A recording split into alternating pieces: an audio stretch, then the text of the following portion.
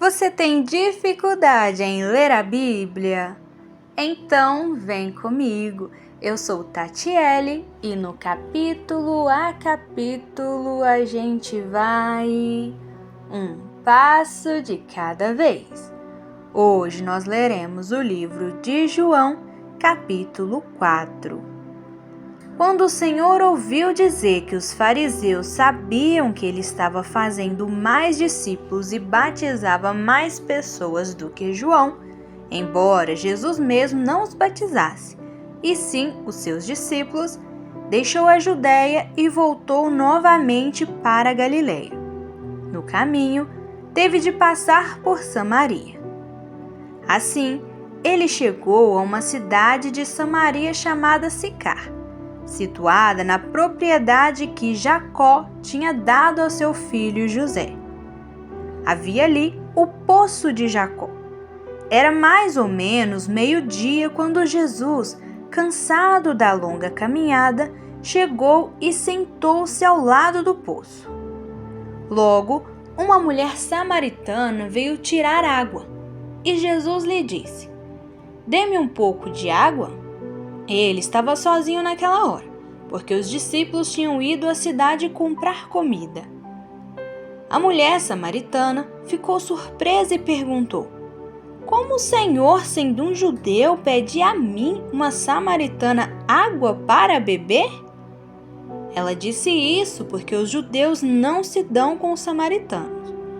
Jesus respondeu: "Se ao menos soubesse o presente maravilhoso que Deus tem para você e quem está lhe pedindo água, você lhe pediria e ele lhe daria a água da vida." "Mas o Senhor não tem como tirar água", disse ela, "e este é um poço muito fundo. De onde tiraria água viva? Além do mais, o Senhor é mais importante do que o nosso antepassado Jacó? Como pode oferecer água melhor do que esta que ele, seus filhos e seu gado beberam à vontade?" Jesus respondeu: "As pessoas voltam logo a ter sede depois de beber esta água. Mas quem beber da água que eu dou nunca mais terá sede, porque a água que eu dou se tornará dentro de todos uma fonte a jorrar para a vida eterna." "Por favor, Senhor", disse a mulher, "dê-me dessa água, assim eu nunca mais terei sede, nem terei de fazer esta longa caminhada até aqui para tirar água." "Vá buscar seu marido", disse Jesus. "Mas eu não tenho marido", respondeu a mulher. "Isso é verdade que você não tem marido", falou Jesus, "pois você já teve 5 maridos e o homem com o qual você está vivendo agora não é seu marido. Sim, você falou a verdade." "Senhor", disse a mulher, "percebo que o Senhor é um profeta. Mas me diga uma coisa, por que vocês, os judeus, insistem em que Jerusalém é o único lugar de adoração, enquanto nós, os samaritanos, dizemos que é aqui neste monte onde os nossos antepassados adoraram?" Jesus respondeu: "Crê em mim, mulher, está chegando a hora quando não nos preocuparemos mais em adorar o Pai nem neste monte, nem em Jerusalém. Mas vocês, os samaritanos, sabem muito pouco a respeito dele. Nós adoramos o que conhecemos, pois a salvação vem dos judeus. Mas virá o tempo, e de fato já chegou, em que os verdadeiros adoradores adorarão o Pai em espírito e em verdade, pois são esses adoradores que o Pai procura. Porque Deus é espírito, e é preciso que seus adoradores o adorem em espírito e em verdade." A mulher disse: "Eu sei que o Messias virá, aquele que se chama Cristo, e quando vier, explicará tudo para nós." Então Jesus lhe disse: "Eu sou o Messias, eu que estou falando com você." Naquele momento, chegaram os discípulos. Eles ficaram surpresos de encontrar Jesus falando com uma mulher. Mas nenhum deles perguntou a Jesus o motivo de estar conversando com ela. Nisso, a mulher deixou seu cântaro ao lado do poço, voltou à aldeia e disse a todo mundo: venham conhecer um homem que me disse tudo quanto eu já fiz na vida. Será que este não pode ser o Cristo? Então o povo veio da cidade correndo para ver Jesus. Enquanto isso, os discípulos insistiram com ele: Mestre, coma alguma coisa. Mas ele respondeu: eu tenho uma comida que vocês não conhecem. Quem terá trazido essa comida? Perguntavam os discípulos uns aos outros. Foi quando Jesus explicou: a minha comida é fazer a vontade daquele que me enviou e terminar a sua obra. Vocês costumam dizer: o trabalho da colheita só começará quando terminar o verão daqui a 4 meses. Eu lhes digo: olhem em volta de vocês e vejam os campos. Eles já estão maduros para a colheita. Os ceifeiros já recebem seus salários e eles estão colhendo frutos para a vida eterna. Que alegrias estão reservadas tanto para o semeador como para os ceifeiros juntos. Pois é verdadeiro ditado: um semeia e o outro faz a colheita. Eu enviei vocês para colher onde não plantaram. Outros fizeram o serviço duro e vocês aproveitaram o trabalho deles. E muitos samaritanos daquela cidade creram nele por causa da declaração daquela mulher. Ele me disse tudo quanto eu já fiz na vida. Quando saíram para ver Jesus junto ao poço, os samaritanos rogaram-lhe que ficassem com eles, e ele ficou 2 dias. Muitos outros creram nele ao ouvir a sua palavra. Então disseram à mulher: agora nós cremos porque ouvimos Jesus por nós mesmos, e não somente por causa do que você nos contou. Ele é, na verdade, o Salvador do mundo. Depois de 2 dias, ele partiu para Galileia. Pois, como Jesus costumava dizer, um profeta é honrado em toda parte, menos em sua própria terra.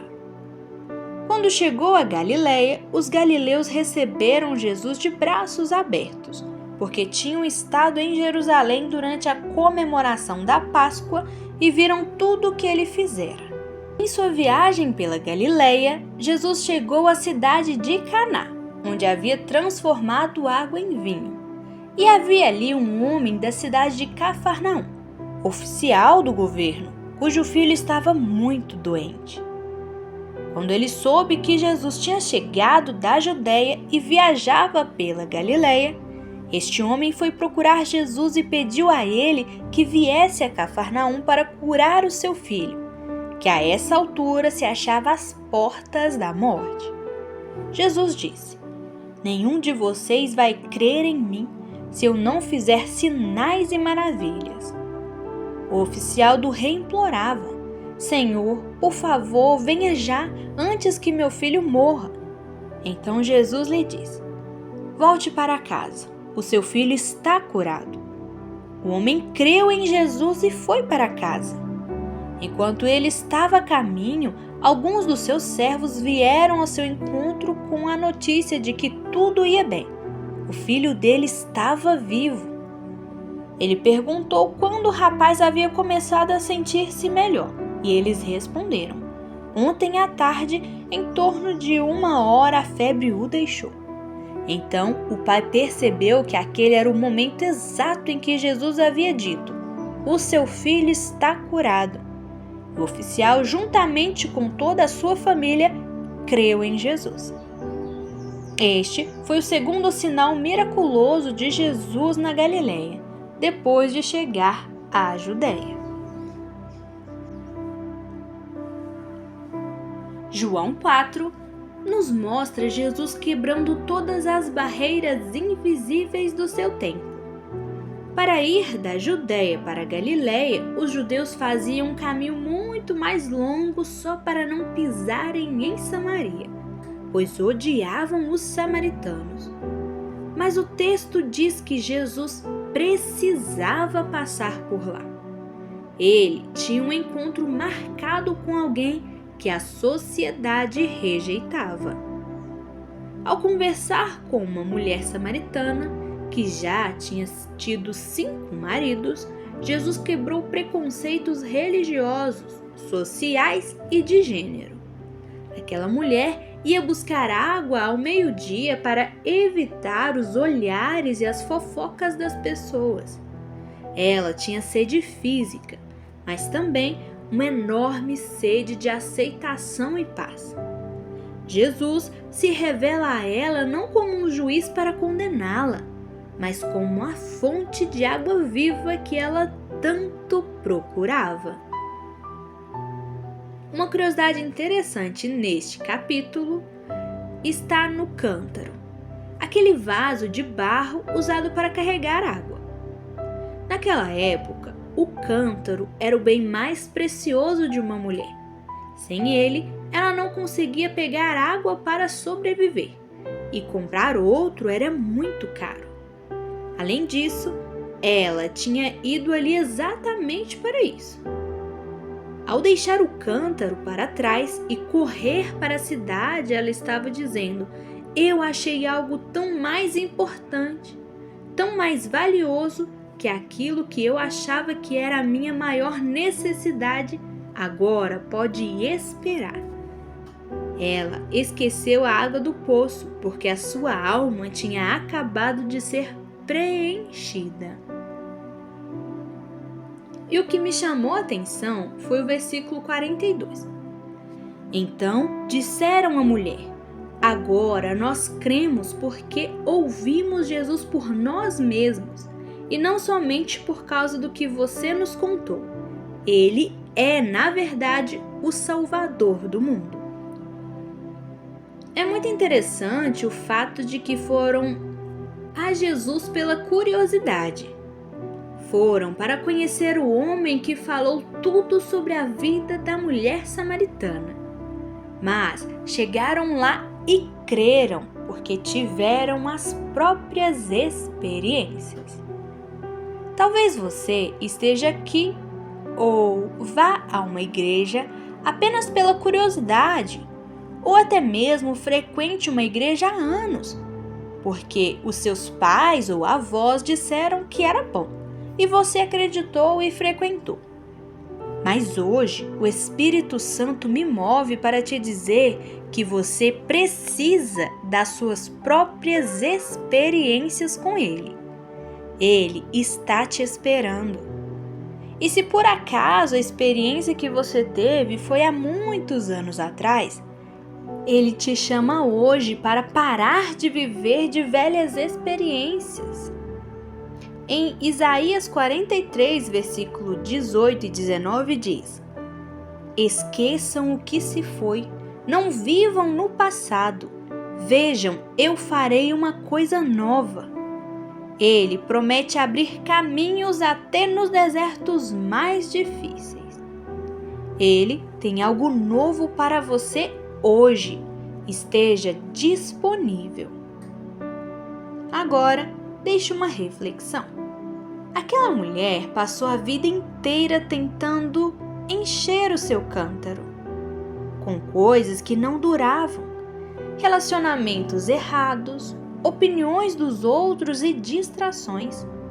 Ela sempre voltava a ter sede, mas bastou o encontro com Jesus para que ela mudasse de vida e se tornasse a primeira missionária daquela região. Muitas vezes, todos nós, sejamos crianças na escola, adultos no trabalho ou idosos em casa, sentimos um vazio no coração. Às vezes, tentamos encher esse vazio com brinquedos, com telas de celular, com compras, com preocupações ou tentando agradar todo mundo. Mas a verdade de João 4 é que só Jesus tem água que acalma o nosso coração de verdade. Então hoje, pensa sobre isso. Se o seu coração fosse um vaso, com o que você tem tentado enchê-lo no seu dia a dia? Você tem buscado a paz nas coisas do mundo que logo passam e nos deixam cansados? Ou tem bebido da presença de Jesus através da oração, do amor ao próximo, deixando que Ele encha a sua vida com uma alegria que nunca acaba? Esse foi o capítulo a capítulo de hoje. Se isso falou com você, me acompanhe amanhã. Aqui a gente segue junto, um capítulo de cada vez.